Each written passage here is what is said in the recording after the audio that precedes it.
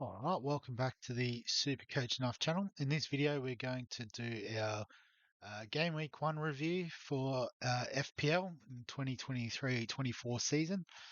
And a pretty good start for us, 84 points, which has us in rank 284,000, which seems a lot, but out of 8.7 million, that's not too bad. You can see only about 40 points off the leader. But we'll have a look at the team this week. So Johnston and goal for us for Crystal Palace. Must have got a clean sheet, I'm guessing, with 6 points. Yeah, clean sheet, lovely. So that's all about the most you can expect from a keeper in any given week. So we'll take that. Ben Chilwell got himself a goal, I'm pretty sure. No, an assist. There you go. So that got him up to 7 points. The goals conceded one. Two bonus points in there as well, which is very helpful. Gabriel, so come off the bench, only played, I think, 4 minutes, but got a point for that. Yeah, so 4 minutes. Lovely. And Estupinan, 7. I'm pretty sure that was from a clean sheet. No, it was from an assist also. And 3 bonus points. Lovely. Great work there. So 1 point off for the yellow card as well. So all in all, the defense was pretty solid, obviously, other than Gabriel. I know other players had John Stones, those sort of players that didn't get much game time either. So maybe something to consider for moving forward. I'll just bring the rest of the squad into the picture. So in the midfield, we got some good returns from Bukayo Saka with 10, um, James Madison with 9. So he's probably our point of difference player. So it was good that he got, I think, 2 assists he got. So looks like one of the main men there at Tottenham, which is a big tick for our team. Rashford and Fernandez both with 3 points this morning against Wolves. I guess a little bonus point there for a clean sheet. And Martinelli with an assist got us 5 points. Our forwards, so we went with Yao Pedro over Nick Jackson, and that got us some extra points there with him scoring a goal. But then, Haaland, he's the king. 2 goals, so 13 points with the captaincy doubled up to 26.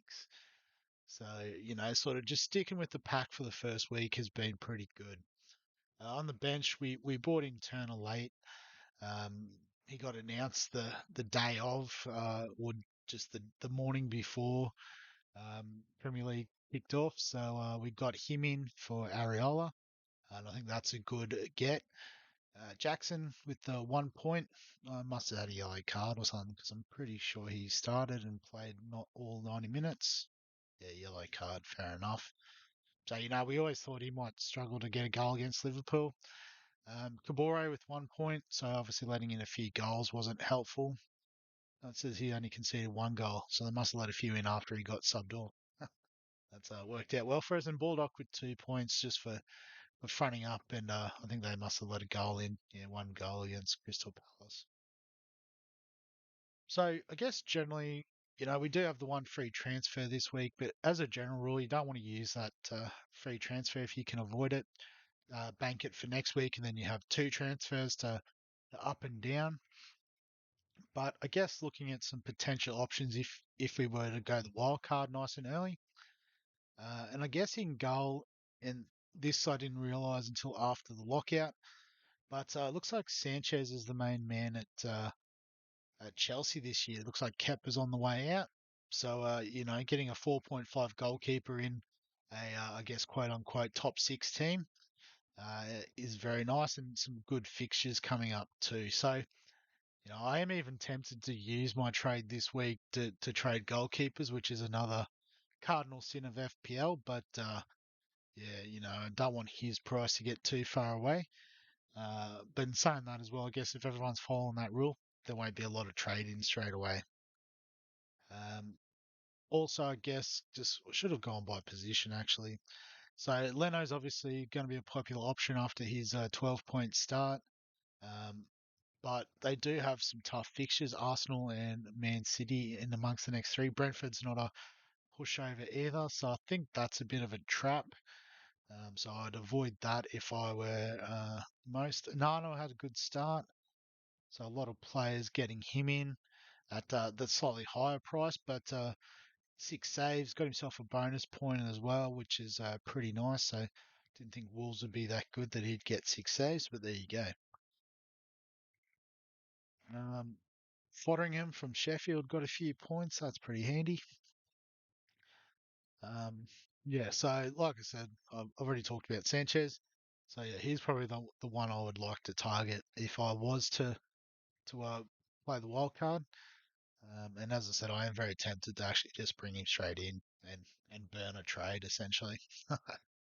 um, so yeah, in defence, like I said, there is a bit of an issue with Gabriel. I think looks like Arsenal are playing that sort of 3-2-5 system that Man City and Liverpool are looking to adopt. They had Partey or Thomas as the right back nominally, but he would have pushed up into the sort of defensive midfield role in attack. So it looks like White, Saliba, and who was on the left, Timber were the options. Although I think I saw Timber got injured, so that might open up a spot for Gabriel in the back line there. They do also have Kieran Tierney that could play there as more of like a left back sort of option.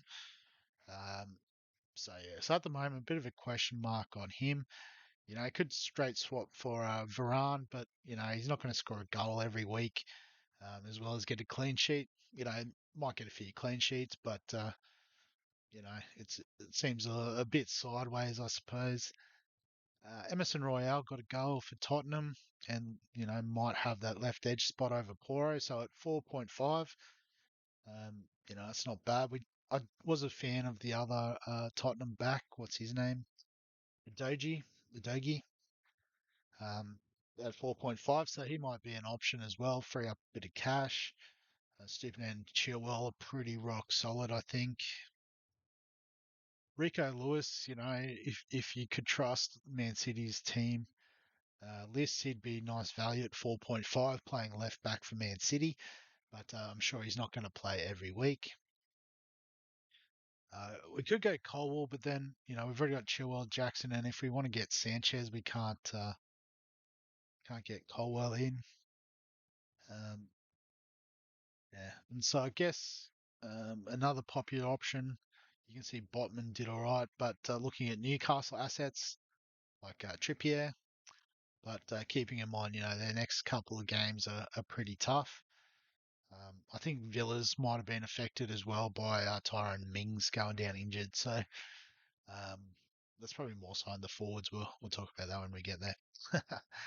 um, yeah, so I'd probably replace Gabriel again if I was looking at the wild card sort of thing.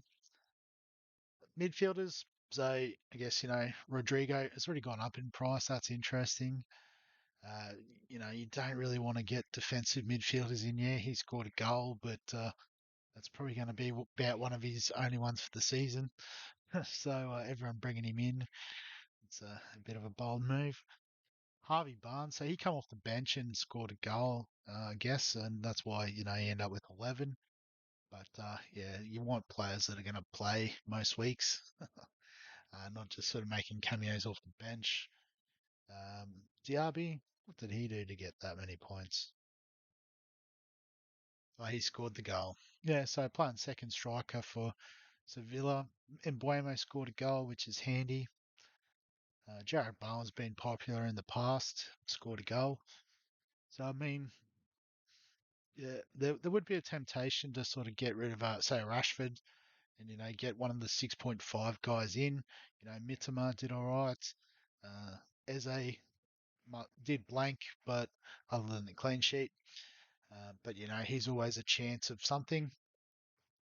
So we could free up some cash there, but there's no real options in the back line yet until Trippier's fixture opens up, perhaps.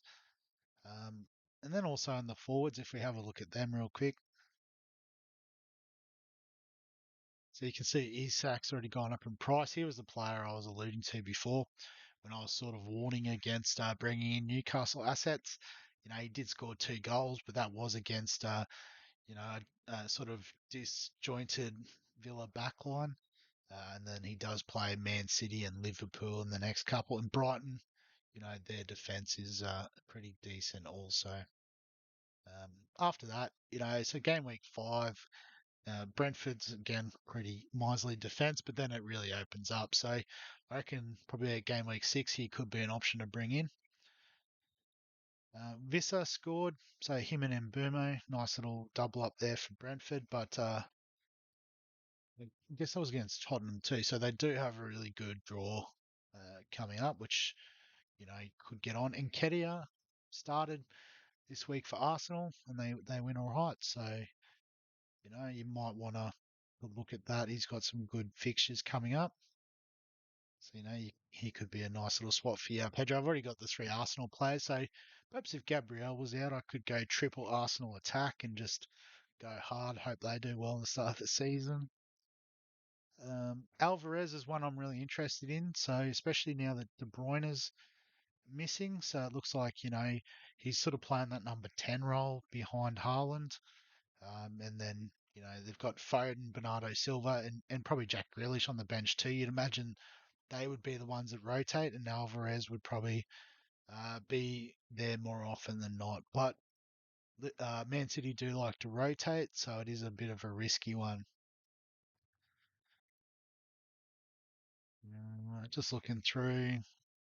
So Nunez started on the bench, so he was one I was interested in pre-season, but not anymore until he can get a starting spot. Other than that, nothing really exciting here, I don't think. So yeah, because of that, I'm definitely not going to look at playing the wild card just yet.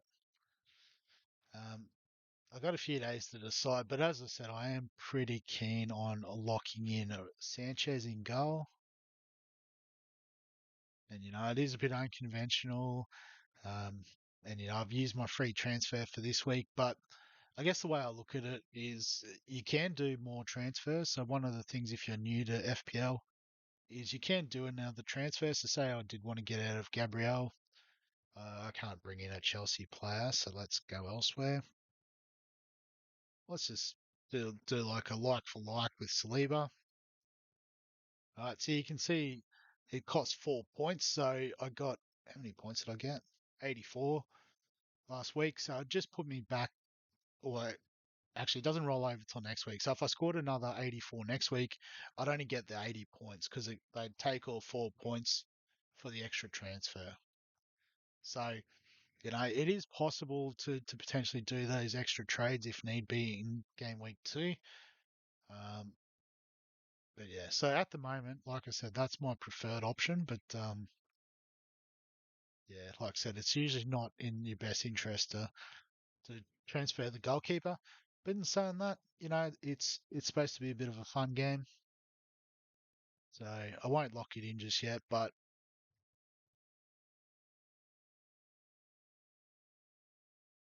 where is he? He's gone. I've searched goalkeepers, haven't I?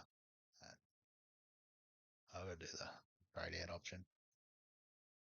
But I guess if we look at how the team will line up this week as is, so Johnston's against Arsenal, and Turner's against Sheffield United. So you could actually play Turner